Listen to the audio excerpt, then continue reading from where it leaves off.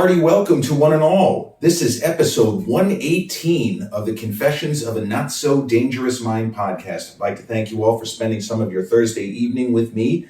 If you're checking out episode 118 on the YouTube channel or enjoying the content, haven't done so already, please click like, subscribe, comment, turn on those notifications. Or if you're checking out this episode on the audio platforms such as Spotify or iTunes, same general rule applies. Click like, subscribe, and turn on those notifications. So a bit of a sad anniversary, if you will, a sad day to understand, and the phrase, the end of an era, we hear not as much as we used to. The young people may use a different phrase to represent the end of an era. I'm not sure what that phrase is. But 4 years ago today, I took the last of probably close to 10,000 total workouts at Bev Francis Powerhouse Gym, Syosset, New York.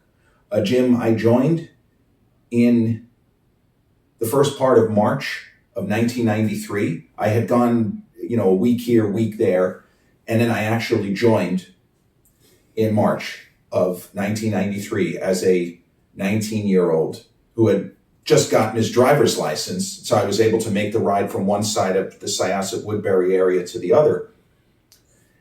And Bev's was my home away from home for all of those years, carrying me through so many seasons, literally and symbolically, seasons of my life, which saw me start as a very, very shaky guy who didn't really have any idea what he was doing as far as exercise, had the look of somebody who was maybe into fitness. I had lost a lot of weight towards the end of high school, but I was a mess.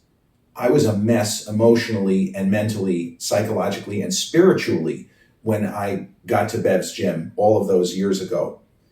And even as huge chunks of my life did not really improve, my social life didn't really get any better for at least the first decade I trained there. I still had exceeding amounts of difficulty forming true and lasting friendships. And that carried me throughout my college years, even at NYU, where I met some amazing people, but didn't really form more than one or two lasting friendships. And I realize it's easier now to stay in touch with people. And there are those that, for example, you might meet in school who you swap information with, you follow them on the gram or whatever it might be. And then years later, you might click. You might really they might become more important to your life than you think. But I met very few people who ended up having a permanent place in my life all throughout that decade, as far as people that nowadays probably would. And I struggled to behave normally in social settings of any kind, even within the confines of the gym. I pretty much kept to myself in those early days. I had a kind of a hardcore group of people who I was friendly with, but I didn't mix it up the way that I would in later years. I didn't take part in the kinds of discussions that I would. I shied away. I was always nervous I was going to piss people off and somebody was going to drop a dumbbell on my head. Just wacky stuff like that. But the gym was a refuge, always a refuge. As my training methods shifted, as I started focusing on different things as far as workouts, it was always there as a kind of safe haven. Even during my NYU days, as things on a personal level spiraled out of control and I was in sort of code red, I still went every morning. I had my workouts. Rarely did I allow whatever fuckery was going on in my regular life to impact my workouts. That was the place where I felt safe, because honestly, nothing really terrible was happening to me. It was all going on up here. The fear and the doubt and the uncertainty, it was going on up there. I wasn't facing real crises. I didn't have any student loans. I wasn't worried about how am I going to pay back this $200,000. I wasn't worried about how am I going to make car payments. It's none of that. So much of my own struggles were within the walls of my mind. But It doesn't make it any less real, but looking back and having perspective on the troubles of my younger self, most people would have signed up for those problems. Their problems are a lot worse. Now, fortunately, by the time I got to Bev's, I was not complaining incessantly as I had done as a younger person. Woe is me, times 1,000, every day. Couldn't shut me up. All you had to do was press play. Boom, here it comes. My workouts increased in intensity as I got older. I started off doing mostly like Smith machine kind of workouts, and not that there's anything wrong with that, but I don't know. There were so many great machines at Bev's, and the reading, I did a lot of different reading at muscle magazines. I bought books by guys like Ellington Darden and Stuart McRobert, and there were various things that I did. I wasn't rigid. I didn't stick to only one methodology, and that's all. I'm just going to do power factor training. I'm just going to do double split workouts, morning and evening. I mixed it up a lot, and I made progress physically. It's not that difficult if you're an untrained individual to make some level of progress, even with a kind of crappy upper body bone structure as I have, long arms and thin wrists. It's not really the best. It's not really the best combination. It's not conducive to, building 17 or 18 inch arms for the vast majority of people. But all the years I went to Bev's, I rarely missed workouts. Once I got into more of a conventional volume training and starting to do cardio, I began going every day. And I don't think that's really advisable to most people. I like the idea of, let's say that you do weights 5 days, the concept of active rest on the other 2 days, where maybe you'll do 30 minutes of brisk walk. Like in theater, I think that's really the way to go. For me, my addiction was so strong that I had to do vigorous workout of some sort every day. And I had stretches where I did weights 4 days, but cardio all 7, and then 5 days. And that's what I ended up doing and now the last 15 to 20 years, where it's weights 5 days, and then the 2 days without weights, I'm still doing a lot of cardio. It's just what I'm comfortable with. When I don't work out, I start getting edgy and anxious and irritable like an addict. And I don't mean to denigrate anyone who is addicted to toxic substances, because the gym, to me, is not a toxic substance, but the sense of having to work out, even if it is just cardio, it's overwhelming. And it always has been overwhelming. The feeling of not having control at any time was always something with me. And my father, may he rest in peace, he wasn't exactly a control freak, but he was somebody who needed to understand the terms of whatever it was that he was into, whether it was work-wise or or personally. He needed to know the score, so to speak. And he had difficulty shifting if circumstances changed, and what he thought was going to be his day ended up not being his day. And I am that, that's me. When I could not, and it didn't happen that often, and I'm not talking about when you're sick, because there were times where I was simply too sick to work out, and I didn't get angry at myself. And I famously had pneumonia and ended up in the emergency room in 2005. I couldn't work out for quite some time. And it was one time I somehow managed to listen to the doctors and not race back. And many people, forget just Bev's Gym, many people who work out, and it's the lifeblood of their existence. It means as much to them as almost any other fact. Now, you can argue that that's ridiculous. If you're a husband, a father, the gym should not be as important. But the concept of fitness every day is critically important. I took it to extremes. There were times, and I know I'm not alone with this, where I should have stayed home, and I didn't. I worked out and made myself sicker, as I did the time with pneumonia, where I ended up in the emergency room. I listened to the doctor. He said, "You're going to have to give it a couple of extra days. I know it's going to be tough. Do it. You don't want permanent lung damage here, because you could get scarring. You need to let this heal." I did. I stayed away. I was out of the gym all told, at least 2 weeks, even though I felt well enough to work out for at least the last week. A little bit of common sense every once in a while would creep in, 27 years. I went to Bev Francis Powerhouse Gym. The last at least 15 of those years had me working out 5 days a week with weights, doing cardio every day, and struggling with this idea, what I was just saying, of if things happen totally beyond your control, how are you going to adjust? How are you going to adapt? How resourceful are you? It's something that, as a much younger person, not at all. I wasn't resourceful. I mean, there were times you could point to my younger life, the struggles I had my senior year in high school, and the fact that I got through it, you'd say, well, I mean, that's something. Okay. But I'm talking about on a given day, not having a freak out because there's a blizzard and you can't work out. You're stuck inside the house and you're starting to have a meltdown because there's no version of that day where you're going to get to go to a gym and work out, and you have no means with which to work out at home, realistically. Not going to lift couches. I'm not going to do cardio running up and down stairs. I'm talking within normal parameters.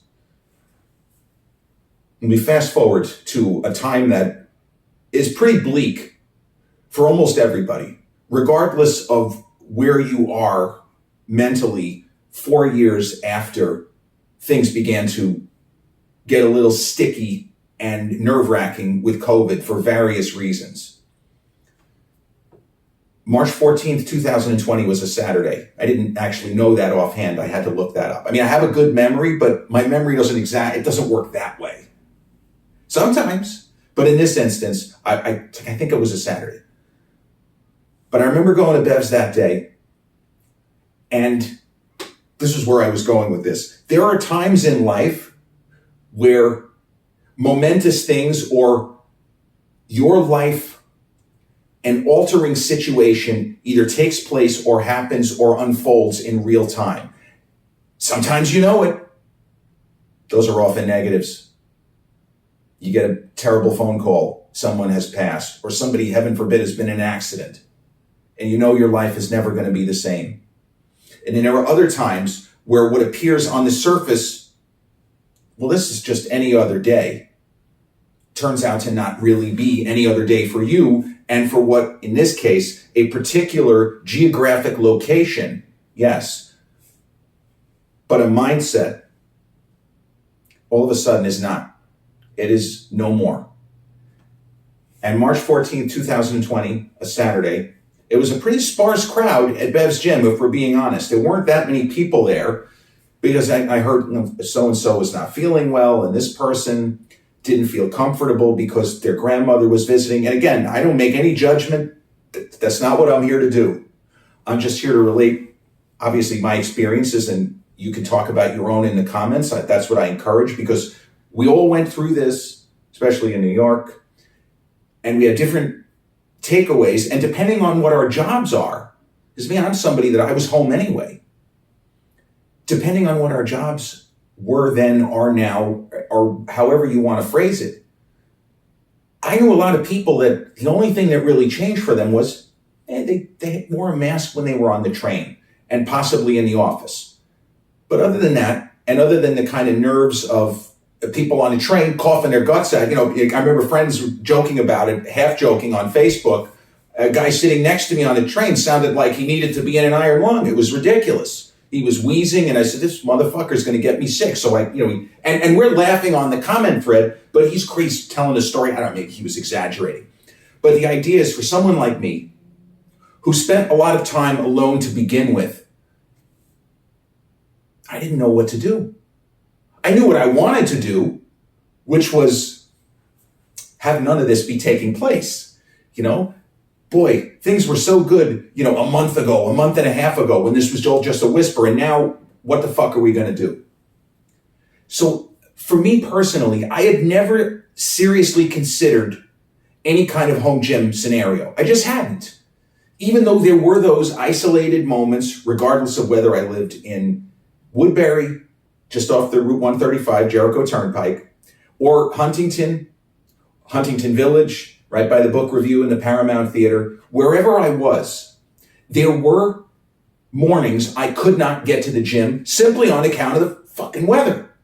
And there were certain winters that were worse than others, where I had to scramble, I'm going to go in at 4:00, whatever nonsense. But none of that was enough to make me say, I have to get something for home. But I remember when I came back to the apartment, I was living in the apartment in Huntington at the time, and my father was still healthy, living at the house a mile away, elsewhere in Huntington. I realized that I've got to order some workout stuff. I don't think that this is going to be sustainable for more than another day or so. And, even the few people that were at Bev's, a number of them were those in my circle, so to speak, at the time. And we were discussing this, and I was on the order of, we only got a day or two left. I'm reading the tea leaves, the writing's on the wall. And then back and forth. I said, listen, I'm not making any judgments here or agreeing or disagreeing. I'm just telling you what's about to happen. So-and-so's mom is sick, so-and-so's grandma is sick. This situation is going to get worse before it gets better, So when I got home from the gym that day, I went on Amazon. And I ordered the first batch of workout equipment, one piece of which is in the basement right here where I am in Coram, off of LIE exit 64. I bought $100 all in, and this is with taxes and shipping. Amazon with the shipping, and they're tremendous. And no, I don't get paid by Amazon for saying that. But I bought a very lightweight elliptical, just something that I would be able to work out in front of the TV or screw around on my phone. Nobody knew what was going to happen in either direction. Yeah, I could say things are going to get worse before they get better, but that doesn't mean anything out of context. This is just one person voicing an opinion at that particular time. I didn't buy anything crazy in that first burst that Saturday. I bought a 5-way adjustable bench. I bought adjustable dumbbells, but not the good ones like I have now. I bought the kind of low-end adjustable dumbbells. Again, in my mind, I was going back to Bev's. There was no scenario in which I wasn't going to go back to Bev's. So I was nervous. My aunt, who was already well into her 70s, against my dad's, her brother, my aunt, his sister, she was going to Florida on March 11th, and my dad says, I don't know, Marsha, don't think that this is really a good idea. Don't be silly. We'll be fine. I'll wear a mask. Whatever the conversation between them. But Aunt Marsha came back sick with COVID. So that was the first where you start saying, holy shit. She didn't have it bad. And a lot of people in that first wave, it was crazy. And we all remember this, that there were plenty of people who tested positive and didn't feel anything. And then there were people who got just violently ill who you wouldn't expect to get ill. Freddie Freeman, baseball player at the time with the Braves. What was he, 30 years old? He ended up in a hospital. And his wife had said, I don't remember him ever getting sick. I've known the man 7 years. There was no way to predict. And the unpredictability was scary. Now, I've had the full-blown flu 3 times in my life. Each time I had the flu, I thought I was dying. Now, I wasn't, but the flu can make you feel that violently ill. And what we saw in those early days of COVID is that some people, unfortunately, got violently ill and did not recover, but a lot of people, nothing happened. And this was the sort of craziness of it. If you get the flu, you get the flu. 120 years ago, if you got smallpox, you got smallpox. There was a good percentage chance that you were going to die.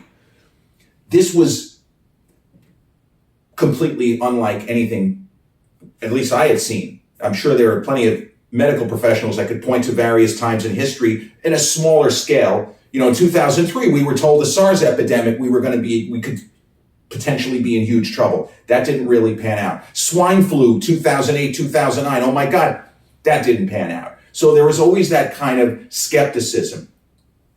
But I ordered the gym equipment, light elliptical, adjustable dumbbells only went up to 25 pounds a piece, adjustable bench.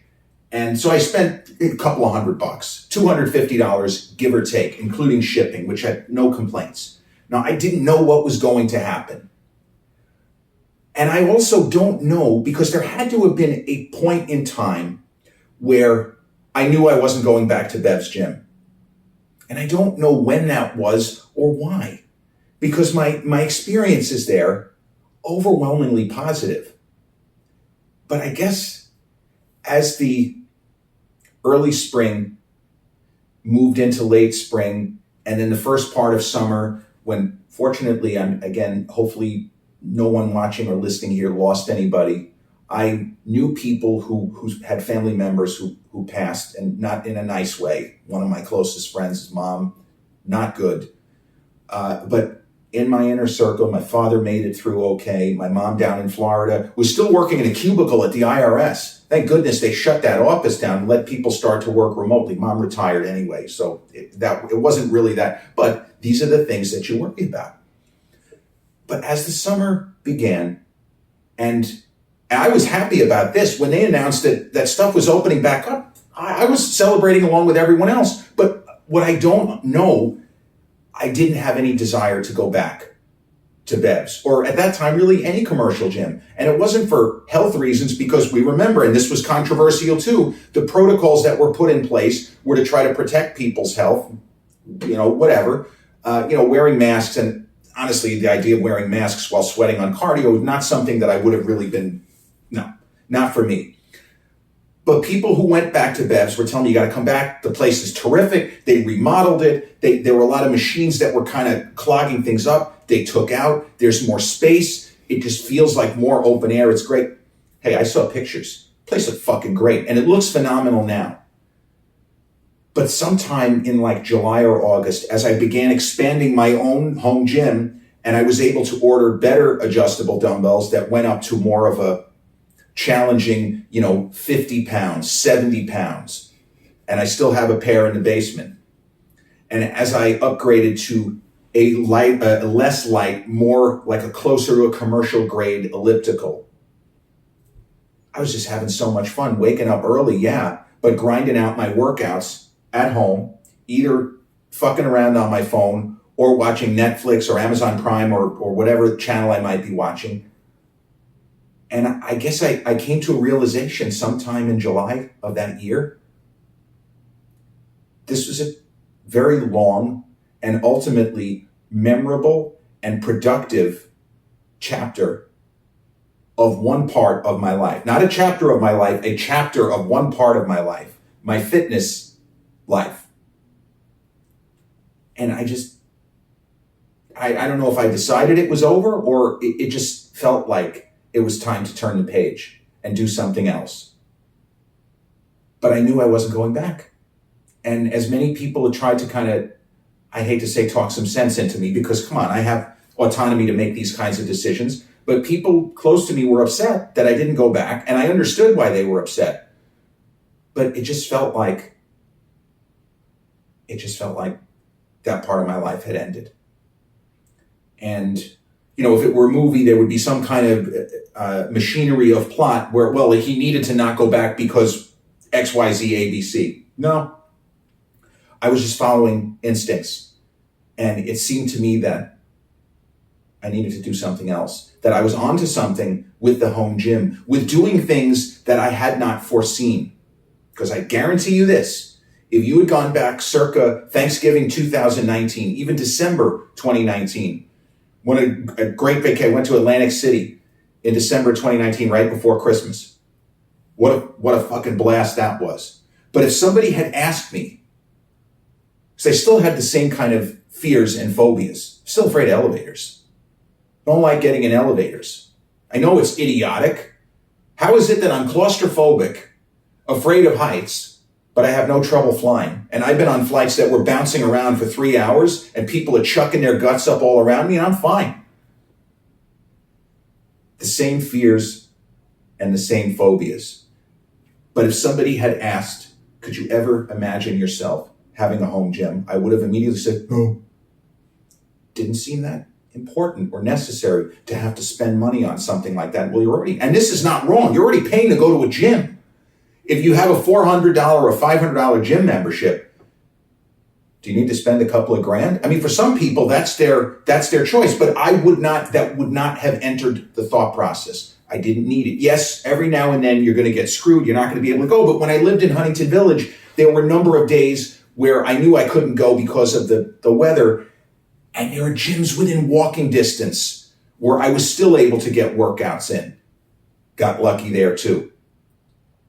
But focusing on the home gym, continuing to upgrade and improve, staying in touch with friends. Your friends are still your friends. As I used to say, hey, I'm not that difficult to find. I haven't changed my phone number.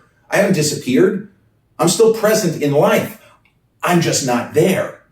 I'm not at Bev's. And I briefly joined Planet Fitness when I was getting ready to move when I was getting ready to move here, and I needed some place when I was transporting my shit from the apartment into storage or to my father's, or in some cases both. I needed a place to go. So $10 a month Planet Fitness. I don't know if it was a mindset shift, but I regret that any of that terrible shit happened. But I don't regret that I moved out of the preset of believing this is what I have to do. This is where I have to go. It's what I have to do. Exercise is massively, critically important every day, but it doesn't have to be in a certain location. I had great workouts at the apartment in Huntington. I had fucking killer workouts.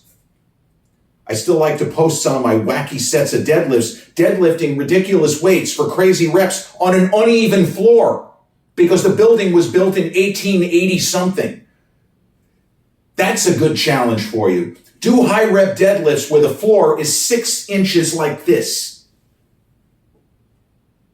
It's not advisable.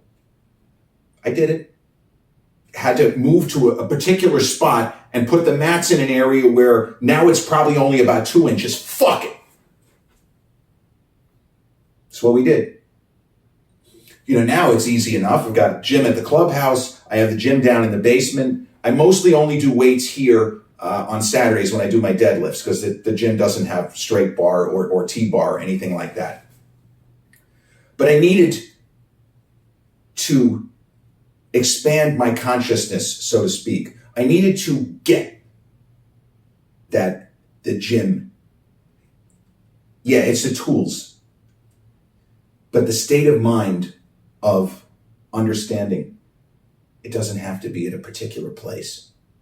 My motivation never lagged. Even as I was doing absurd workouts because the dumbbells only went to 25 pounds. And I'm doing, dumbbell bench press 25 for 100 reps. That's not easy though. But you make do. You make do with what you got. Whatever you have on hand, you maximize. The light elliptical, you want to talk about a good purchase? That light elliptical, Sunny Health and Fitness Airwalker elliptical, it's called. That thing is now 4 years old. I shudder to ponder how many hours were put on because in the early days of COVID, I was burning that thing out.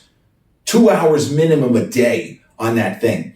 And I used it, I hate to use the word religiously, but I used it religiously, average of 2+ hours a day until late June when I purchased another one and I brought that to my dad's house. God bless my old man. May he rest in peace. He started using that light elliptical for anywhere from 30 minutes to an hour a day.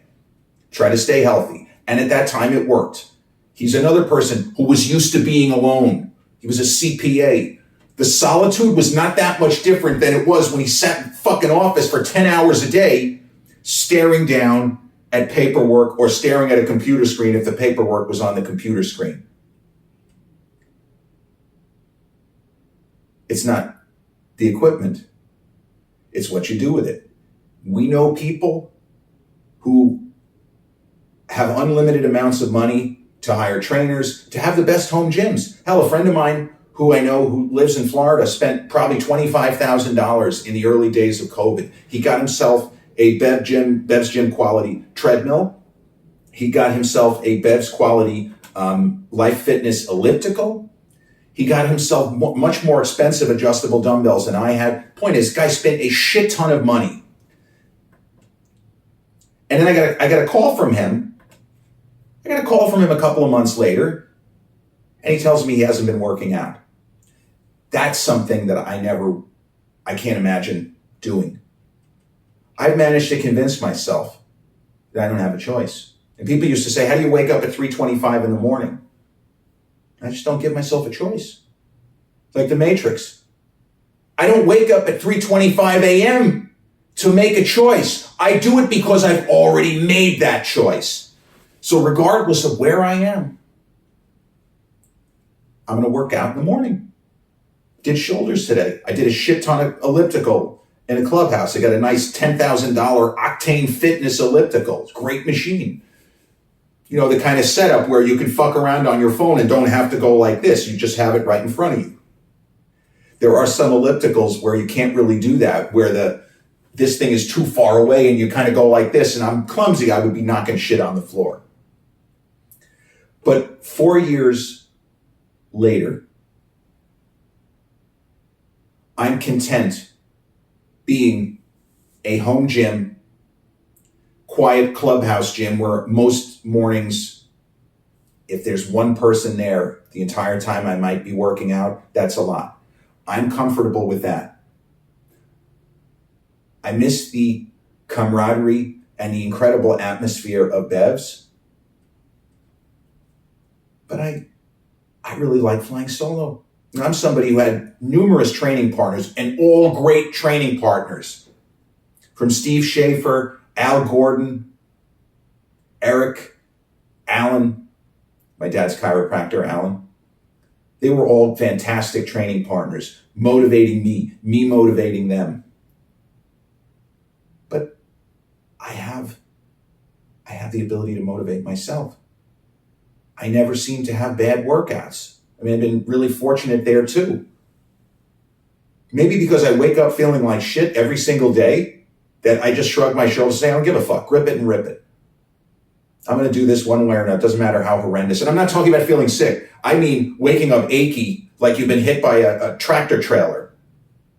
You just grind it out. Or as my mom would say, you tough it out. There's no secret. There's no way to guarantee that you're going to be able to trick your brain into realize or thinking there's no choice. We're working out today, period, regardless of how lousy we feel. My life's a mess. Yeah, I know. You know, many different times my life was a mess. How many different times either my heart was broken or aching or I was grieving. This is the one place where you can still put out effort, feel normal, even when everything is going down the tubes. You can still have a good workout. And not everybody can do that.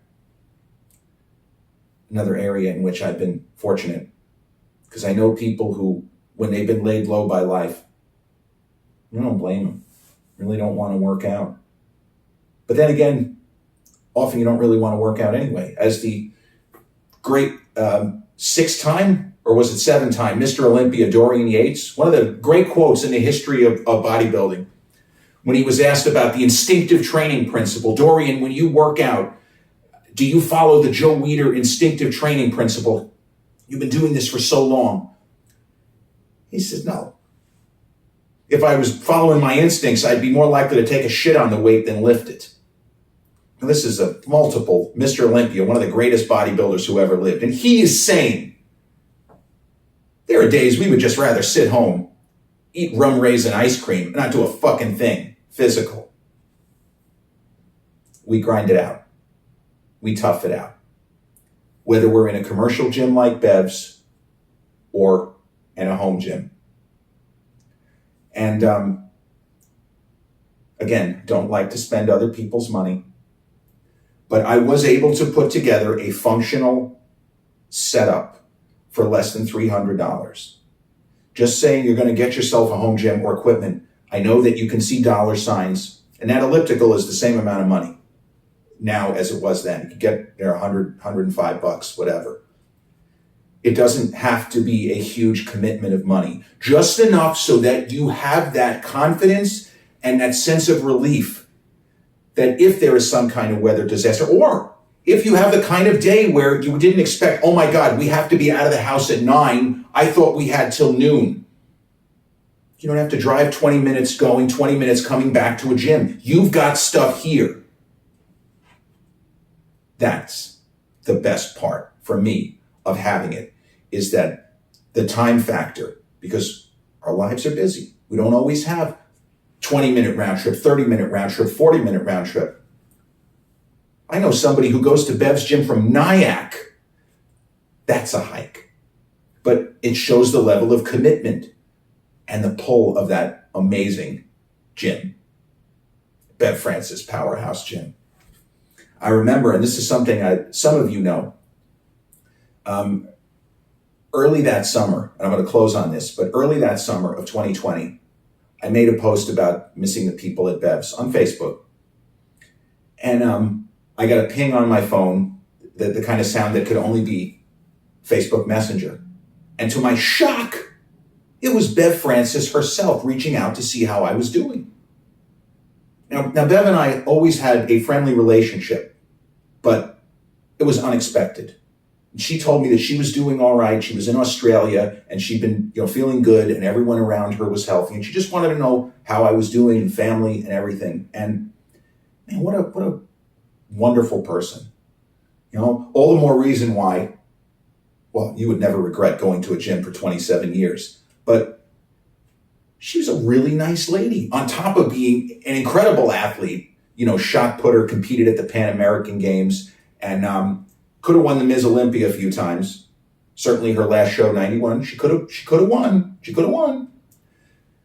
But a superstar in every way, going out of her way to reach out to a member and someone who she had known for, at least 25 years, even on just a hi and goodbye kind of basis. That meant a lot to me that she thought to do that. And it's something that will always make me smile. That, yes, she's a celebrity in certain quarters, but just a really good person. And I'm glad that I worked out at the gym which bears her name for more than 27 years.